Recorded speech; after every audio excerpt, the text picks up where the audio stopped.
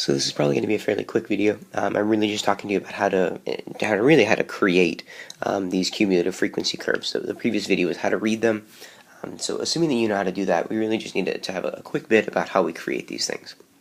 So I'm going to go to the next slide where I have an example and talk about the difference in graph paper that you'll be dealing with.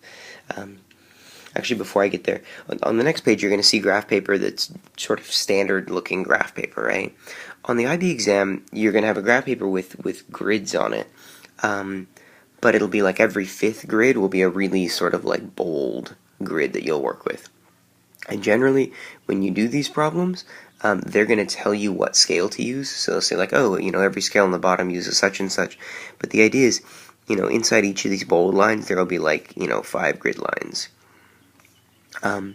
And the reason this is nice is because it's really easy to see. Like if they say this is 5 and this is 10, this is 15, this is 20, it's really easy to see where 1, 2, 3, 4 are because there are smaller lines in between. You guys have probably seen it in other classes.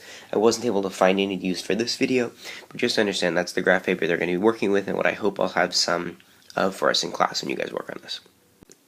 So I just thought of one more thing I want to say before we go into actually doing the problem. An important note here.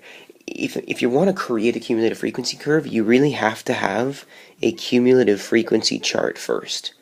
If you have a grouped frequency chart, please make sure you change that into a cumulative frequency chart first. Technically, you can draw them using a group frequency chart, but it's a lot easier, and the example I'm about to do uses a cumulative frequency chart. So please, please, please understand, you need to have a cumulative frequency chart before you try and draw a cumulative frequency curve. So let's get into that example. So I've sort of got this thing set up. I want us to graph the following data on the grid as a cumulative frequency curve. So from the previous videos, we know these things are supposed to have some sort of an S shape to them. We're just not sure where it starts, where it ends, how steep it is, and all of that. And then I'm going to want us to use the curve to estimate the mean and the interquartile range. Right? So what this really boils down to is I really see this as sort of plotting points. Right? This thing here says that if you have a 10-minute commute, there are no people. Like, if your commute is less than 10 minutes, there are no people in that position. So you can basically graph the point 10, 0, because for the first 10 minutes worth of commute length, no one has that commute, right? Next up, they say that when time is less than or equal to 15, there are 16 people in that category. So we can basically graph 15, 16, and if this is the 10 on your graph paper, when we do this in class or on the IB exam, there will be a bold line here at 10, a bold line here at 20. So you can just sort of count 10, this will be 12, 14, 16. So 15, 16 is, hope I'm doing this right, is right there. That's the point that we're looking at.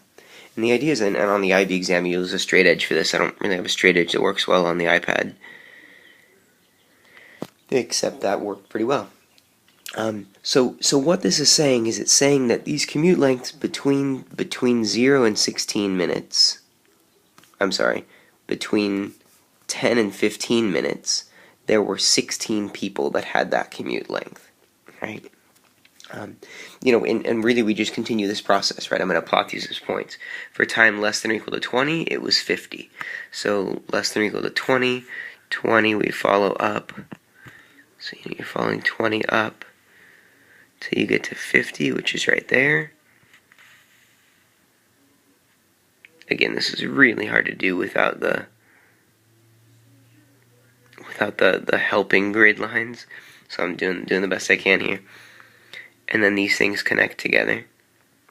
I missed it by a little bit. Next up, you've got 25, 70. So I'm following 25 up to 70. Connecting those, and then finally 30 matches with 80, and so that's our cumulative frequency curve. So it has a little bit less of, it's less of a smooth S shape. If this had been, a real one, you'd have sort of seen more curvature in the thing. But when we do them by hand, they really only expect you to do them with straight line segments. All right, so now let's see if we can do the next part of this thing. The next part asked us to find the median. And I want to point out that previously the median would have been really difficult, right? We might have said, oh, there are 80 things. If you look at 40 40 is somewhere between 15 and 20, but where exactly, I don't really know. Now we can do it more easily. We can say, okay, I know that the median commute would be the 40th person, so if I follow 40 over to the graph, and then follow down, we can see that our median is 18 minutes, right? So our median is 18. If we just had a cumulative frequency chart, if we just had a group frequency chart and didn't have the cumulative frequency curve, figuring out exactly what it was between 15 and 20 minutes would have been a little bit challenging. So the cumulative frequency curve really does that well. And that's a big part of why they ask you to do it a lot on the exam. We've got one more thing here. I wanted to find the interquartile range. And remember, for that one, we need to find the Q1 and Q3 values. So now that we have this, I know it's difficult to read on my graph, but I'd say pause the video, make sure that you can sort of think about and figure out how to do that, and then unpause and watch and see if you got the same numbers, or at least the same ideas I did. So to do this one, we need to find the first quartile and the third quartile. The way that we do that is by saying, well, if the median was at 40, halfway to 40 is 20, and then halfway from 40 to 80, if you average those two things together, is 60.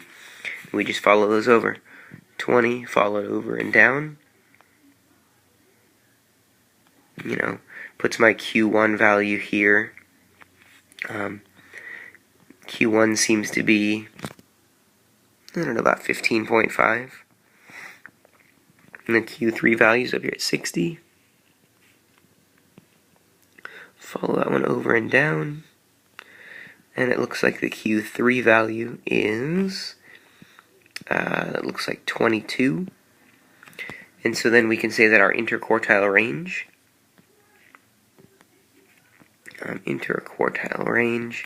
is 22 minus 15.5, which is, what, 6.5?